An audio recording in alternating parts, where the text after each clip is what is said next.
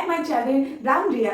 আগে আমি সরস্বতী পুজো উপলক্ষে একটি লুক দিয়ে দিয়েছি আমার চ্যানেলে। তোমরা যদি না দেখে থাকো অবশ্যই গিয়ে দেখে নেবে এবং কেমন হয়েছে কমেন্টে অবশ্যই জানাবে। আজকে আমি আরেকটি লুক তোমাদের সাথে শেয়ার করতে চাই, দেখা যাক কেমন হয়। ইউজ করে নেবো মার্সের একটি প্রাইমার, গ্রিপিং প্রাইমার। এটা খুবই ট্রেন্ডিং এ ছিল, এটা যেই স্টকে আসে সেই আর পাওয়া যায় না, কিছুক্ষণের মধ্যেই আউট অফ স্টক হয়ে যায়। কিন্তু আমি লাকিলি এটা পেয়ে গেছিলাম ওদের ওয়েবসাইট থেকে। তোমরা যদি নিতে চাও ওদের ওয়েবসাইট থেকে নিয়ে নিতে পারো, কিংবা নাইকাতেও পেয়ে যাবে তোমরা। ইউজ করে নেবো আমি মেবলিনের ফিট মি ফাউন্ডেশন। আমার শেড হচ্ছে 330। ফাউন্ডেশন কখনোই ডাইরেক্ট ইউজ করবে না, সবসময় হাতে নিয়ে ডট ডট করে ইউজ করবে।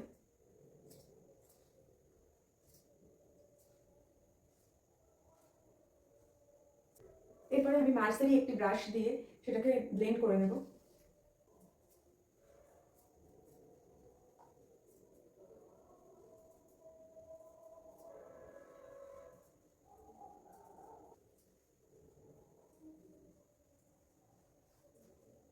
এবার আমি সুইস বিউটির একটি কনসিলার ইউজ করবো, যেটা শেড হচ্ছে 6।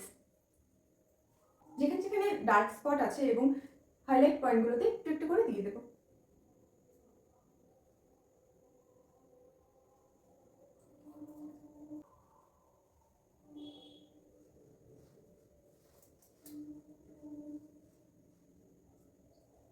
এরপর ফিটমির একটি কম্প্যাক্ট পাউডার দিয়ে মেকআপ বেসটাকে ভালো করে সেট করে নেব।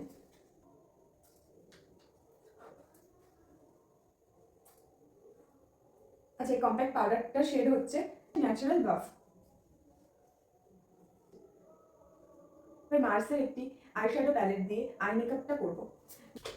এবং যে কোনো মেকআপের মেইন পার্ট হচ্ছে আই মেকআপ।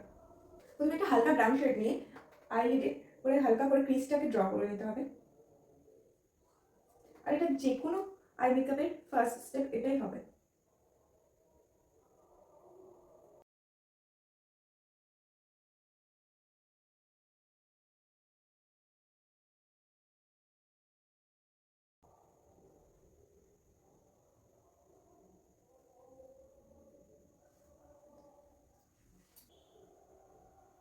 এবার ইউজ করে নেব একটা হোয়াইট কালারের কাজল।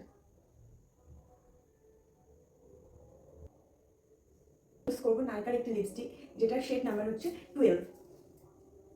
এটা আমি গতবার আমার জন্মদিনে পেয়েছিলাম। এই শেডটা আমার ভীষণ ভালো লাগে।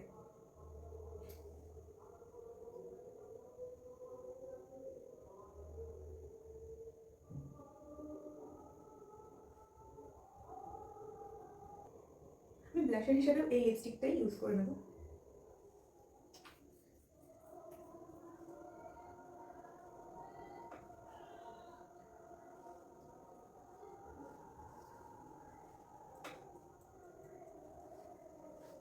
দিয়ে পুরো মেকআপটাকে আমি সেট করে নেব। সবসময় মনে রাখবে ফেসে স্প্রে করার আগে 1 হাত দূর থেকে স্প্রেটা করতে হবে।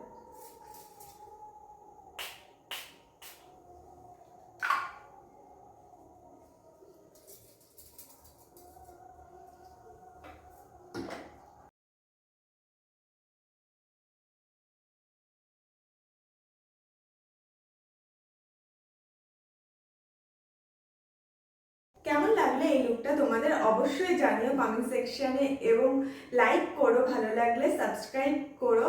আবার দেখা হবে অন্য কোনো ভিডিওতে। আজকের মতো টাটা।